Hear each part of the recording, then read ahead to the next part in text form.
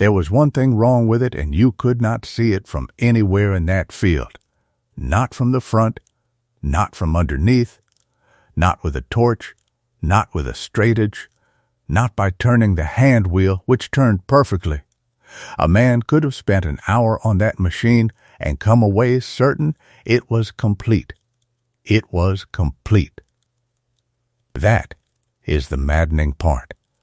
Every casting, every gear, every handle, all present, all sound, 10 tons of it standing in the weeds at the end of the machinery row at a consignment sale outside Zanesville, Ohio, and one bronze nut about 9 inches across, buried inside the column where nobody could reach it, was cracked clean through.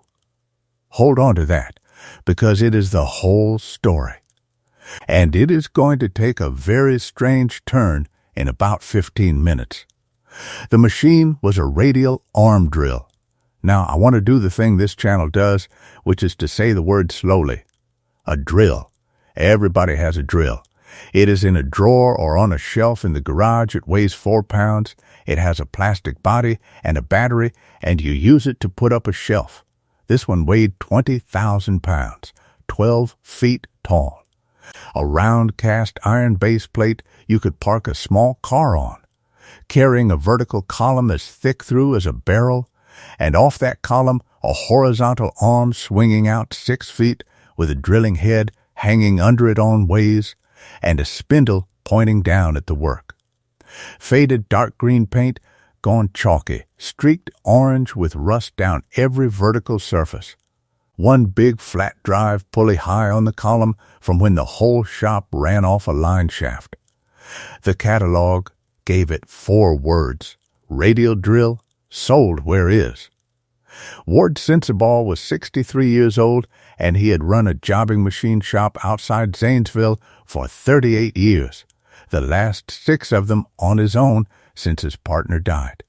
He got there at 7:30, and the first thing he did before he looked at anything was put both hands flat on the base plate and span it.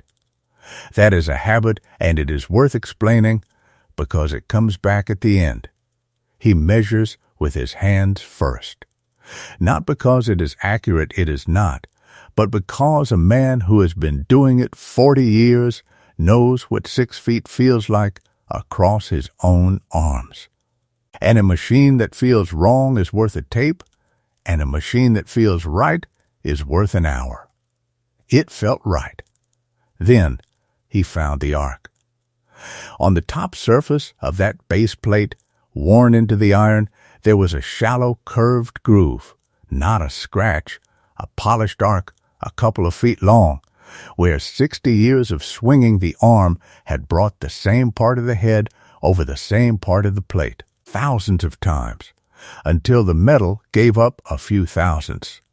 He stood and looked at that arc for a long time, and I will tell you at minute 22 what he read off it, because it is the number the entire deal turns on, and it means nothing to you yet.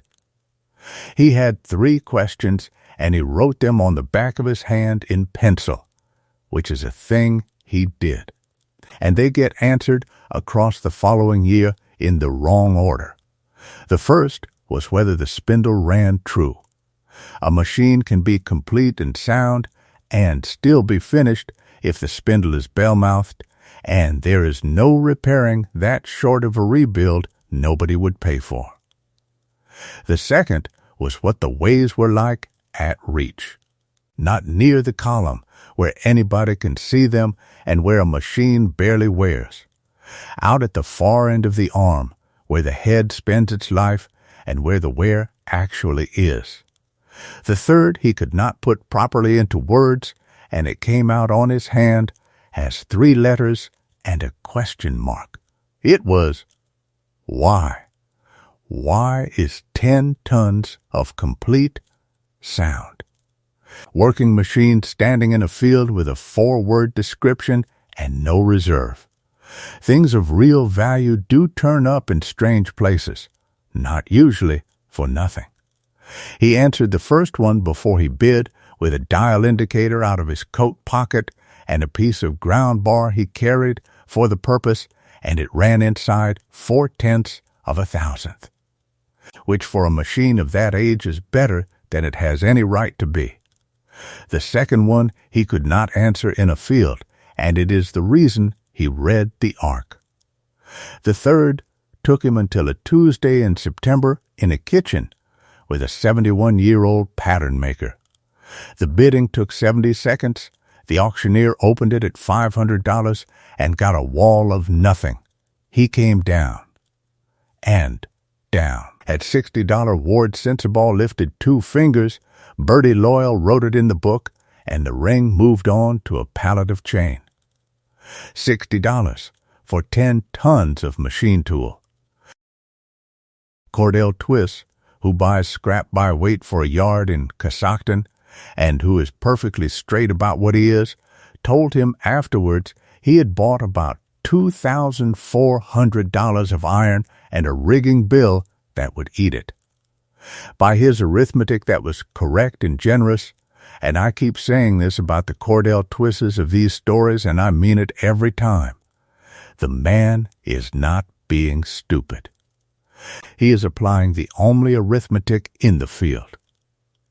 If you've made it this far into Ward Sensible's story, hit subscribe, because what happens next is the part I've been waiting to tell you.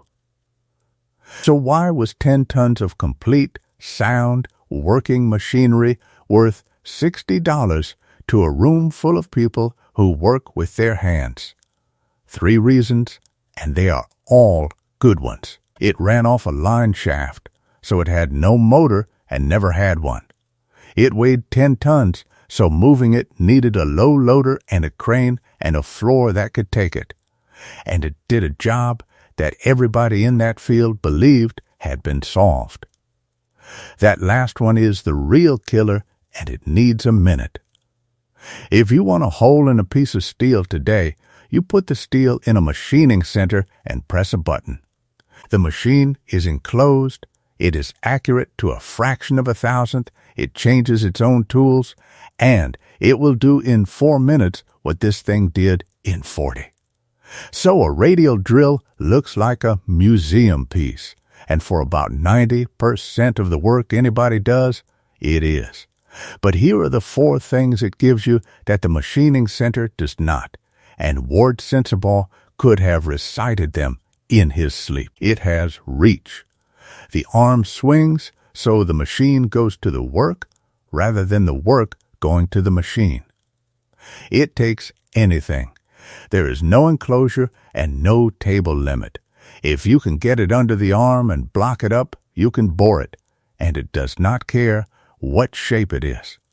It is rigid in one direction and forgiving in every other, which matters when you are boring a hole in something that was welded up in 1948 by a man in a hurry and is not square to anything. And it can be set by hand, by eye, off a scribe line, by somebody who knows what they are doing in about 6 minutes with no programming at all. 3 of those 4 are conveniences. The first one is not. Reach is the whole thing, because there is an entire world of work that consists of putting a hole in something that cannot be moved, cannot be fixtured, and cannot be sent anywhere. A plate frame off a 1930s press, a housing off a paper machine, a bed plate, a crane girder. Big, awkward, broken things that arrive on a truck, get blocked up on a shop floor, and need 4 holes bored true. You cannot put those in a machining center. There is no machining center in the world with a door big enough. You need an arm that swings. Now, about 500 miles north, in Wisconsin, a heavy fabricating firm had a problem it had caused itself. In 1996, that firm had a radial drill, the same size, the same class, and by a coincidence that is not really a coincidence, from the same maker. Because there were only ever 4 or 5 firms making machines that size in America. And in 1996, they cut it up. I want to be scrupulously fair about this because it is the moral center of the episode, and it would be very easy to make it into a story about idiots. It was the right decision with the information available. The machine was idle most of the year. It occupied about 300 square feet of floor in a plant where floor space had become the binding constraint. They were putting in a CNC machining cell that needed exactly that footprint, and the cell would do more work faster to a better finish for more customers. Nobody could sell the old drill. They tried. There was no market. For the same 3 reasons, nobody in an Ohio field bid on this one 23 years later. So they had it cut up in place with torches over 2 days and weighed in the scrap, and it brought about $60 a ton. That is a real number, and I want it on the record because it comes back. They received something in the region of $600 for the whole machine. Fast forward to 2019. The firm has done well. And what has changed is that it has become, without ever deciding to, one of the last places in 3 states that will take on legacy repair work. Old presses, old rolls, old housings, big broken things that arrive on a truck. The work is not glamorous and the margin is very good because there is almost no competition. And there is almost no competition because nobody else has anybody who can do it. And in the March of 2019, they took on a run of 11 gear housings off a paper machine that had been in service since 1952 and got them into the plant and discovered that there was no way on earth to bore them. Too big for the cell, too awkward to fixture, too heavy to hold, and every one of them needed 6 holes put through a boss that was already there and already worn, which is a radial drill job. Precisely, exactly, and only a radial drill job. Ilse Bergrun was 47, and she was the engineering manager, and she is the one who had to write the memo, and I have read it. It is 2 pages, and it is completely unsparing. It says, in effect, in 1996, this company destroyed a capability, correctly by the reasoning of the time, and that capability is now the thing our best margin depends on. And we cannot buy it back because they are not made anymore, and the ones that survive are not for sale. She did not blame anybody. There was nobody to blame. The man who signed the 1996 decision had retired in 2004 and had been right. She spent 5 months looking. She found 3 machines of the right class in North America. 2 were in use and not for sale at any price. The third was standing in a field outside Zanesville, Ohio, belonging to a 63-year-old man who had paid $60 for it. She called him in the August, and Ward Sensabaugh, who had owned the thing 5 months by then and had got it home and set it on a slab and had it running off a 3-phase motor he had fitted himself, listened to the whole thing and then said the sentence that stopped the conversation dead. He said, "The arm will not lift." Here is what was wrong with it. On a radial drill, the arm has to move up and down the column because the work under it is a different height every time. That is done with a screw, and on the screw there is a nut, and the nut carries the entire weight of the arm and the head every time you raise or lower it. On this machine, that nut was bronze, about 9 inches across, with an Acme thread, and it was cracked clean through in 2 places. It had probably been cracked for 30 years. You do not see it. It sits inside the column. The machine turns, the spindle runs, everything works right up until you ask the arm to go up, and then it does not, and if you insist, it comes down. So the machine was complete, sound, and useless for exactly the thing it was needed for, because you cannot bore 11 gear housings of 11 different heights with an arm that will not move. Fine, you say. Make a new nut. And this is the moment the story turns into something I have not told on this channel before. You cannot buy it. The maker went under in 1931, and the patterns went with it, which is 88 years of nobody having a spare. You cannot simply cast one.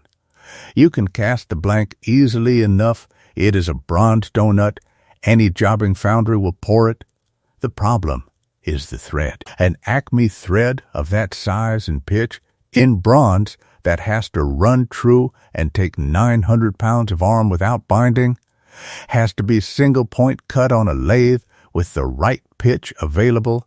And then, this is the part the bore and the thread have to be true to each other and to the mounting face within a couple of thousandths. On a part that is 9 inches across and made of a metal that moves while you cut it, which is a boring job on a big, rigid, general-purpose machine. Marlin Pettifer, who was 71 and had been a pattern maker in the shop that made this machine and was the last man alive who had, put it in one sentence when Ward Sensabaugh drove out to see him in the September. He said, "You want a radial drill to fix your radial drill." And then he answered the third question, the one written on a hand in pencil in a field in March, and the answer is the saddest thing in this episode. Ward Sensabaugh asked him why the maker had gone, because a firm that could build a machine that was still true after 90 years does not usually simply stop. And Marlin Pettifer said they had not gone under for making bad machines. They had gone under in 1931 because they made good ones. A radial drill of that class, properly made, lasts somewhere between 80 and 120 years. So every one a firm sells is a customer it does not get back inside a working lifetime. In a growing market, that is fine, because there are always new shops. In 1931, there were no new shops. They had a full-order book in 1928 and nothing at all in 1930, and there was no version of the business that survived that, because their product had no repeat in it. The patterns went to a foundry that went under in turn in 1937, and after that, nobody knows. That is why you cannot buy the nut. Not because anybody lost anything or was careless, because a company that built things which outlast the company cannot, by construction, be around to supply parts for them. Every one of these machines still working is running on borrowed time from a firm that has not existed since before the war, and there are no spares anywhere, and there never will be. That is the trap.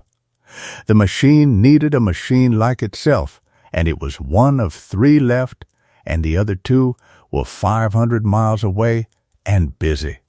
And that is where the deal died for 6 weeks, and where Ilse Bergrun went back to her own memo and read the sentence about a destroyed capability, and understood it in a way she had not understood it in March.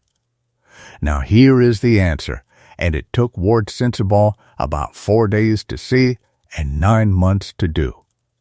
The crack was in the nut.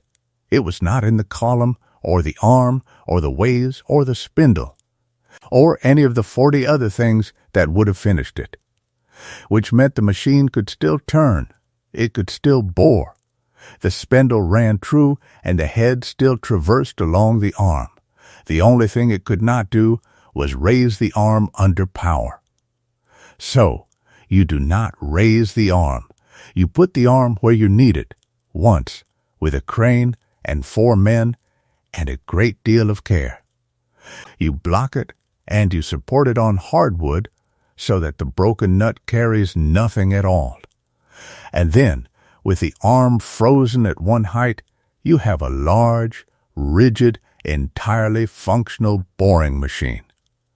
And you use it to make its own nut. And that answered his second question at the same time, though he did not notice for a week. The where it reached did not matter, because for 9 months the machine was never going to move its arm at all. The one job it had to do was hold a bronze donut dead still at a fixed radius and bore it. And a frozen arm blocked on hardwood is, if anything, more rigid than a working one. The defect and the cure fitted each other exactly. That is not luck. It is what happens when a machine is general purpose. The failure of one motion does not take the others with it. They did it 4 times. That is the honest number. The first blank was scrapped because the bronze moved after roughing, and the bore went out. The second cracked on the thread. The third was good and was rejected by Ward Sensible himself on a measurement that Ilse Bergrun, when she saw the figures, said she would have accepted. He said he would not put a part in a machine that he would not put in a customer's. The fourth one held. It went in on a Tuesday in the May of 2020, and 2 men wound the arm up and down the column 30 times by hand before anybody trusted it, and it ran, and it has run ever since. The machine repaired itself. I have been telling stories about old iron for a long time, and that is the only time I have come across it, and it is not really a trick or a paradox. It is simply what a general-purpose machine tool is. A thing that can make parts including its own, which is how the entire industrial world was bootstrapped in the first place, and is a fact we have quietly stopped noticing. I should say what those 9 months actually consisted of, because he made in nut covers a great deal of ground. The blank was poured by a jobbing foundry in Newark at 11 inches to leave stock. In a bronze, he specified himself after 2 weeks of reading, because the original alloy is not recorded anywhere, and the wrong one either wears in 5 years or seizes on the screw. Then it sat 6 weeks in his shop on a shelf. Bronze that has been cast has stresses in it, and a part that is machined straight after casting will move afterwards. And a nut that moves is a nut that binds. The first blank was roughed and left another fortnight and moved 9 thousandths, which is why it was scrapped. The thread was single-point cut on a lathe he does not own. He drove it 40 miles each way twice to a man in Cossacton who had the pitch and who charged him nothing, and who has not been named anywhere in this story until now. And the final bore and face were done on the machine itself, with the arm blocked over 3 days, taking a few thousandths at a pass and letting it stand overnight between passes. That is the whole 9 months, 3 days of cutting, and 8 months and 3 weeks of waiting for metal to make up its mind. Nobody films that. It is the least dramatic process imaginable, and it is why the part in the machine now will still be in it in 2100. The firm paid $96,000 for it, delivered and set. That is 1,600 times what its twin brought as scrap in 1996. Ilse Bergrun put that number in her own board paper, which I think took some nerve. She wrote that the company had received about $600 for a machine of that class in 1996 and was now paying $96,000 to have one again, and that the difference was not inflation and was not a bad deal. It was the cost of finding out what something was for after you had got rid of it. Ward Sensible turned down $150,000 the following year from a dealer who wanted it for export. And I said at the start that the arc on the base plate was the number the deal turned on, so let me close that. That polished groove was 2 feet 3 inches long, and it was a fixed distance out from the comb. And what that tells you is the radius the arm was actually used at for 60 years. Not the radius it can reach, the radius it lived at. A machine that has spent 60 years working at 4 feet 6 inches of reach has 60 years of wear concentrated exactly there. And if your job needs 4 feet 6 inches, you are working on the worn part. And if your job needs 5 feet 6, you are working on ways that are effectively unused. The 11 gear housings needed 5 feet 4. He read that off the floor of the machine in a field. At 7:30 in the morning before he bid, and it is the reason he bid it all. There is a photograph from the day the arm went up under its own power for the first time. It is not a good photograph. Fluorescent light, a phone, a shop floor with 3 people on it. A wiry man of 64 in bib overalls is standing at the base of a dark green machine with his back half to the camera. Beside him is a woman in her late 40s with reading glasses pushed up into short hair, who has flown down from Wisconsin to watch a nut go in. She is not looking at the arm. She has both hands flat on the base plate, spanning it, the way she had watched him do it in a field 14 months earlier and had asked him about and had been given no answer at all.